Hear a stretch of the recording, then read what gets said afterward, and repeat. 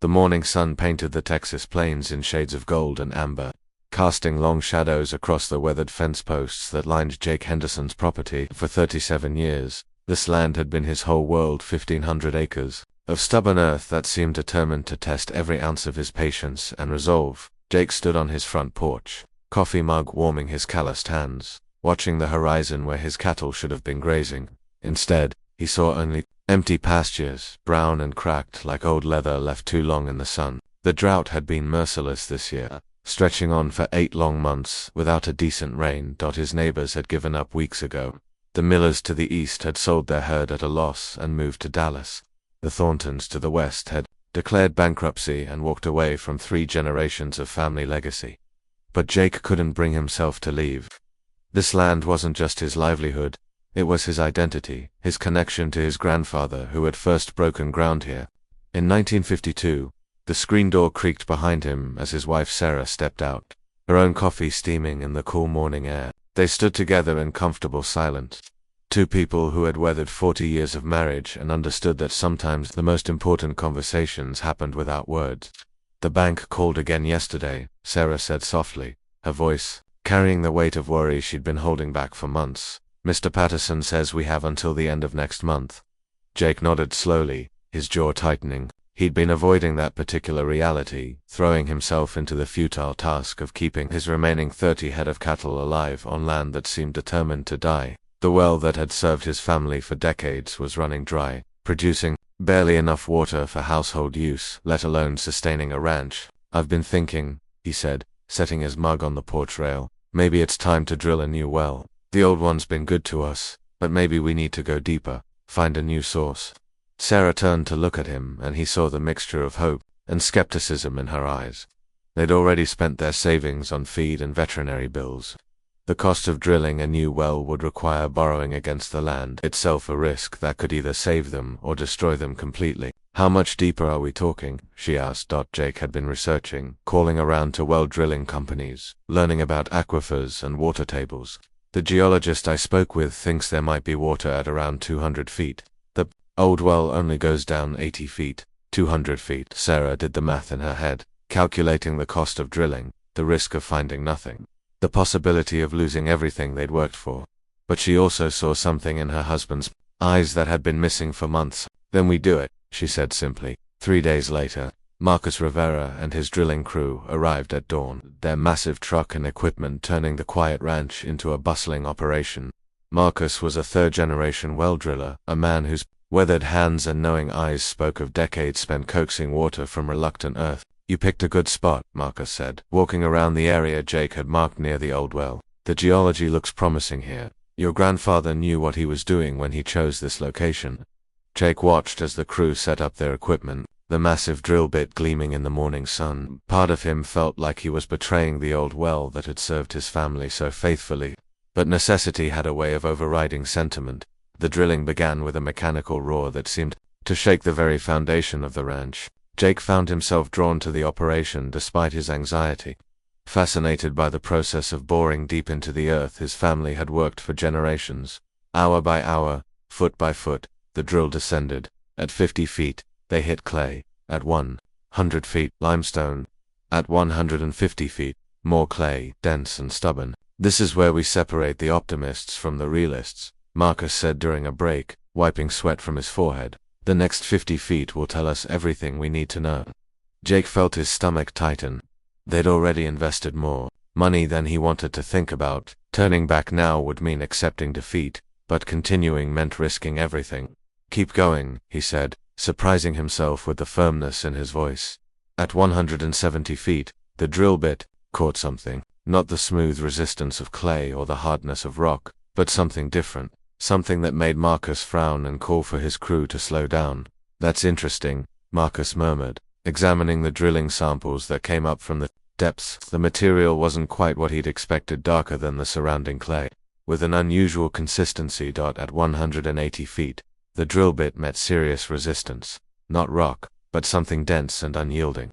Marcus shut down the equipment and spent 20 minutes examining the samples, his expression growing more puzzled by the moment. Jake, he called out, his voice carrying a strange note of excitement, you might want to take a look at this.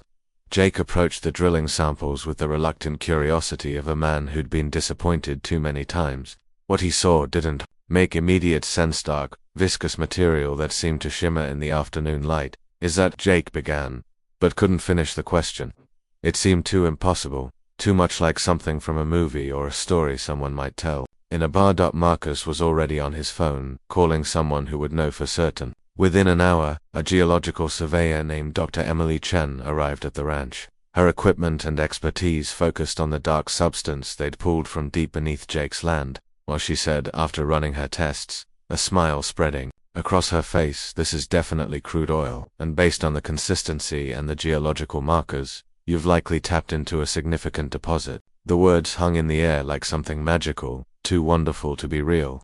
Jake felt Sarah's hand slip into his, her fingers trembling slightly. How significant? Jake asked, his voice barely above a whisper. Dr. Chen checked her readings again, making calculations on her tablet. Based on the core samples and the pressure readings, this could be a substantial reserve. We'll need more testing to be certain, but initial estimates suggest you could be looking at several $1 million worth of crude oil. The world seemed to tilt on its axis. Jake sat down heavily on a stack of drilling equipment, trying to process what he'd just heard. He'd been looking for water to save his ranch, and instead he'd found something that could transform his entire life. But the discovery brought its own complications. Word spread quickly in their small community. By evening, Jake's phone was ringing, constantly oil companies wanting to negotiate leases, lawyers offering their services, reporters wanting to interview the lucky rancher who struck oil. It's not luck, Jake told Sarah that night as they sat on their porch, watching the sunset paint the sky in brilliant reds and oranges. Grandpa always said this land would provide for us if we took care of it. Maybe this is what he meant. The negotiation process took weeks. Oil companies made offers that seemed impossibly large, guaranteed payments, percentage royalties, signing bonuses that could solve all their financial problems immediately. But Jake found himself hesitant to rush into anything. This oil has been here for millions of years, he told the frustrated executives who pushed for quick decisions. It can wait a few more weeks while I figure out the best deal for my family and my land. During this period of deliberation, something unexpected happened. The media attention surrounding Jake's discovery brought visitors to their small-town geological tourists, oil industry professionals, and curious travelers who wanted to see the ranch where an ordinary man had struck liquid gold. Sarah, always, the entrepreneur, saw an opportunity. She started offering tours of the property, telling the story of their family's connection to the land and the remarkable discovery. People were fascinated not just by the oil, but by the struggling ranch, the desperate well drilling, the moment when everything changed. You know what's interesting? Sarah said one evening as they counted the day's Torah receipts. People aren't just interested in the oil, they're interested in us, in our story. Jake was beginning to understand that the true fortune wasn't just the oil beneath their land, it was the story itself, and the way it had captured people's imagination. The tale of the rancher who found his fortune at the bottom of a well had become something larger than their personal experience. The oil company they finally chose offered not just financial compensation, but environmental protections and community investment commitments. The drilling would be minimal and carefully managed, preserving the character of the land while providing sustainable income for generations. But perhaps the most satisfying aspect of their newfound fortune was what it allowed them to do for others. Jake established a fund to help struggling ranchers in their area, providing low-interest loans for equipment and livestock. Sarah expanded her tour business into an educational program, teaching visitors about sustainable ranching and land management. Old Well, the one that had nearly run dry and prompted their desperate search for water, was restored and preserved as part of their property's history. It became a symbol of resilience and renewal, a reminder that sometimes the desperate moments can lead to unexpected discoveries. 6 months after the drilling began, Jake stood once again on his front porch with his morning coffee.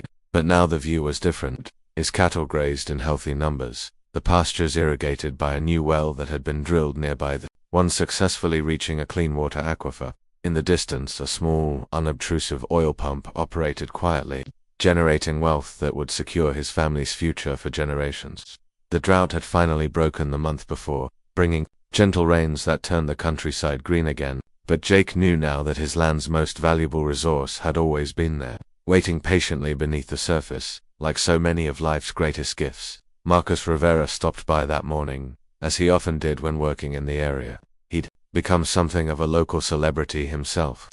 The well driller who'd helped uncover one of the largest oil discoveries in the region's recent history. Any regrets about not finding water that day? Marcus asked, accepting a cup of coffee from Sarah. Jake considered the question seriously. He thought about the months of worry, the sleepless nights, wondering if they'd lose the ranch, the moment when everything seemed hopeless. Then he looked out at his thriving operation, at the visitors learning about ranching and geology, at the positive impact they were having on their community. Not for a minute, he said. Sometimes you don't find what you're looking for, but you find exactly what you need. Sarah joined them on the porch, and the three of them watched the morning sun climb higher, casting new light on land that held both ancient secrets and modern possibilities. The oil would eventually run out, Jake knew, but the lessons learned, and the relationships built would endure.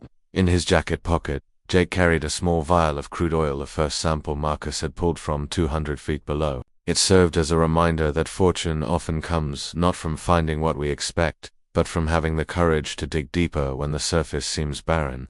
The story of the rancher who found his fortune at the bottom of a well had become more than just their personal experience. It had become a testament to perseverance, to the willingness to take calculated risks, and to the truth that the earth beneath our feet often holds surprises that can transform everything we thought we knew about our lives. As the sun reached its full height, Jake Henderson smiled and sipped his coffee, grateful for the journey that had brought him from the edge of despair to a future bright with possibility. The land that had tested him so severely had ultimately provided more abundantly than he'd ever dared to imagine.